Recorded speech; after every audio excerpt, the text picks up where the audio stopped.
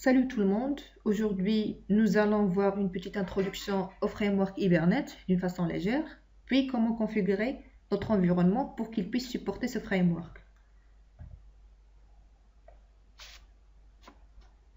Donc travailler aujourd'hui en tant que développeur peut s'avérer un petit peu difficile, surtout si on essaie de travailler sur deux univers différents, l'orienté objet et la base de données relationnelle. Ce travail peut être lourd et consommateur en temps, puisque d'une part, on doit construire les objets au niveau de l'application, et d'autre part, créer une base de données relationnelle permettant de stocker les informations, ou stocker mes objets. Donc, pour y remédier, les développeurs de la société Red Hat, qui est une entreprise américaine dédiée au logiciel open source, ont eu l'idée de mettre en place un framework permettant le mapping objet relationnel. Ce framework porte le nom de Hibernate. Le terme mapping objet relationnel décrit la technique consistant à faire le lien entre la représentation objet des données et sa représentation relationnelle basée sur un schéma SQL.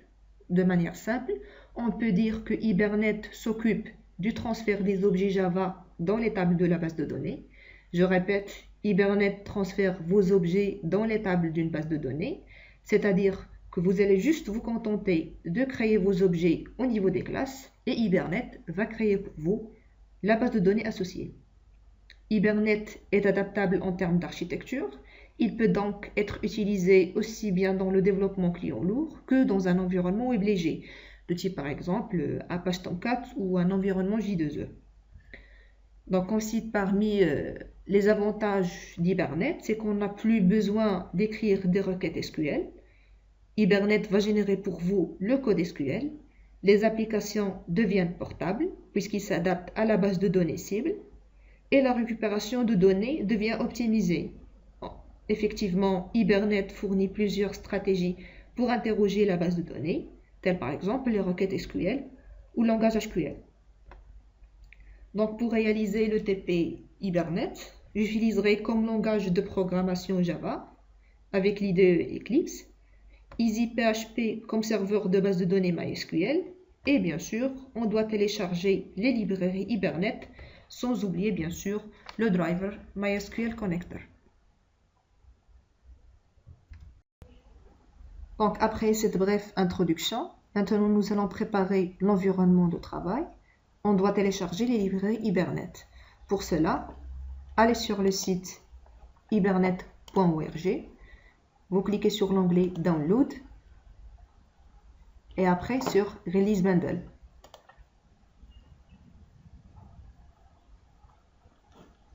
Donc vous allez remarquer qu'on est arrivé aujourd'hui à la version 4 de Hibernate. Dans notre tutoriel, nous allons travailler avec la version 3. Donc pour cela, on remonte le dossier parent. Donc, et on cherche Hibernate 3. Puis nous allons chercher la version 3.3.2 GA.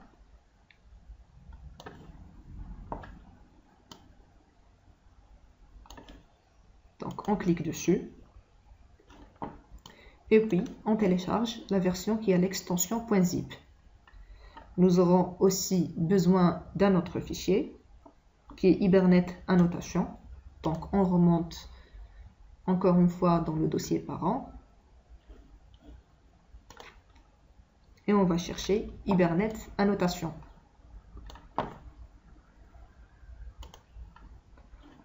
Donc on va utiliser la version 3.4 GA. Donc c'est elle la plus utilisée suivant les flux RSS. Donc on clique dessus et on télécharge de même manière la version .zip. Donc nous aurons aussi besoin de télécharger deux fichiers jar spécifiques. Et faites bien attention à la version. Dans notre TP, il s'agit de la version 1.6. Donc, le nom du fichier, c'est slf4g, un petit tiret, API, un autre tiret, la version 1.6. La version 1.6.1 jar.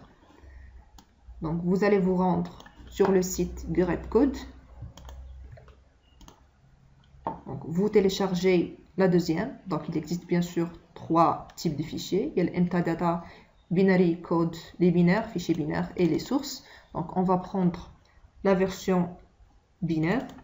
On n'aura pas besoin de la version test. Donc on va juste télécharger la première. Donc nous aurons aussi besoin d'un autre fichier. Donc on remplace API par simple.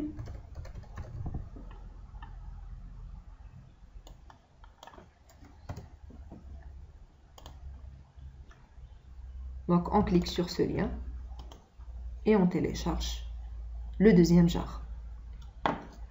Nous aurons aussi besoin du connecteur MySQL. Donc je vais saisir MySQL connecteur Java.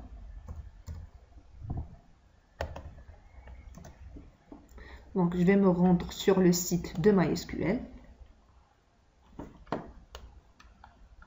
Et je vais télécharger, selon bien sûr ma plateforme.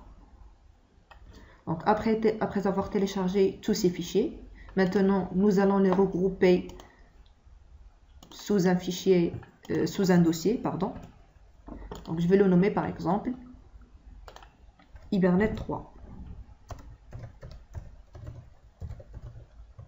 Nous allons choisir maintenant des fichiers déjà bien spécifiques. On ne va pas tous les utiliser bien sûr.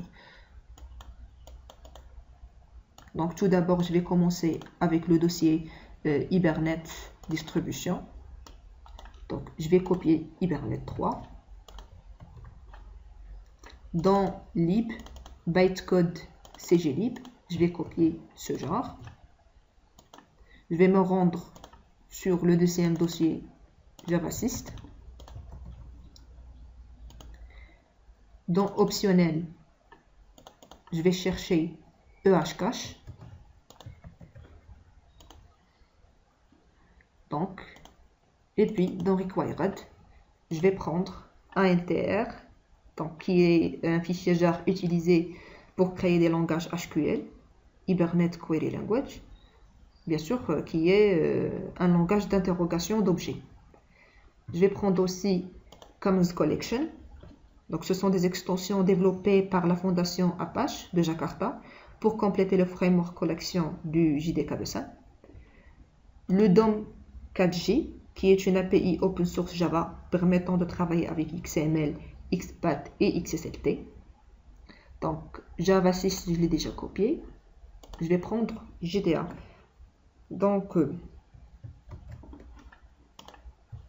puis je copie. Donc j'ai fini avec Hibernate distribution. Donc, maintenant je vais me rendre sur le dossier Hibernate annotation. Je vais copier Hibernate annotation. Donc, dans lib, je vais copier le DOM 4G. Non, je l'ai déjà copié. Donc je vais supprimer celui-là. Pardon. Je vais copier celui-là. Donc je vais aussi copier Hibernate Core. Donc dans la partie test, je vais copier ces deux fichiers ASM.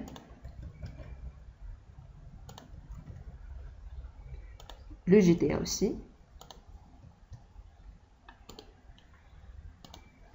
Sans oublier log4j.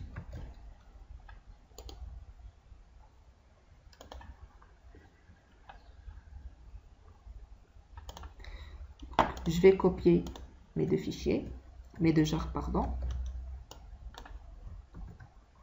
Donc, et en total, je dois avoir ces éléments. Donc, après avoir regroupé mes jars dans des dossiers, on va maintenant aller sur l'Eclipse. Donc, notez bien que j'ai mis à votre disposition les liens de téléchargement des différents jars dans la description de la vidéo.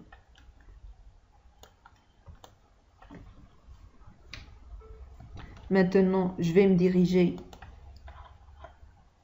dans Eclipse. Pardon. Bien sûr, dans le perspective Java,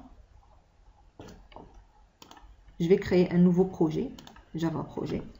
Je vais lui donner par exemple le nom TP personne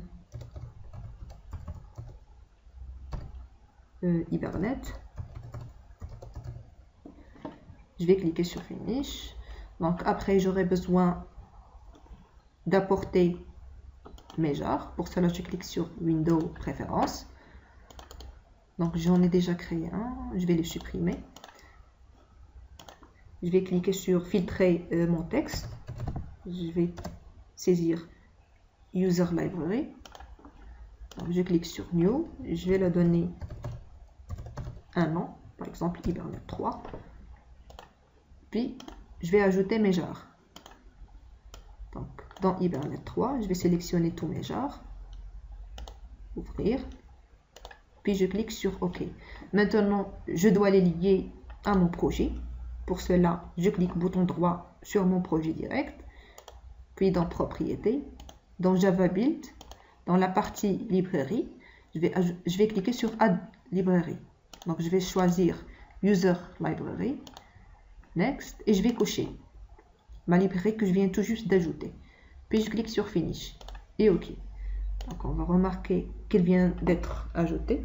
N'oubliez surtout pas d'ajouter bien sûr votre driver MySQL. Donc pour cela,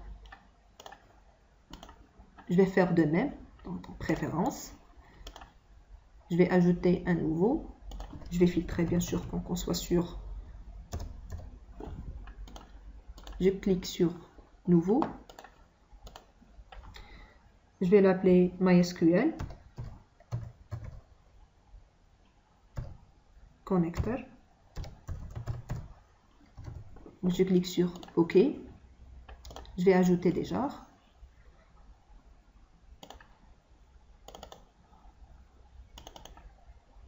Donc, je vais me diriger vers le fichier que je viens de télécharger à partir du site MySQL.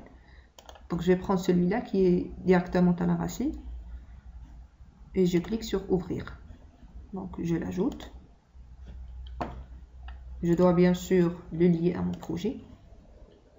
Donc, de même manière, je vais cliquer sur Add Library, User Library. Je coche mon connecteur. Puis je clique sur OK et il est ajouté. Donc la première partie de ce tuto touche à sa fin. Je vous invite à voir la vidéo suivante où on verra comment utiliser le framework Hibernate avec un petit épée. N'hésitez pas à laisser des commentaires ou des suggestions pour des futures vidéos et abonnez-vous à ma chaîne pour plus de tutos. Et merci pour votre attention.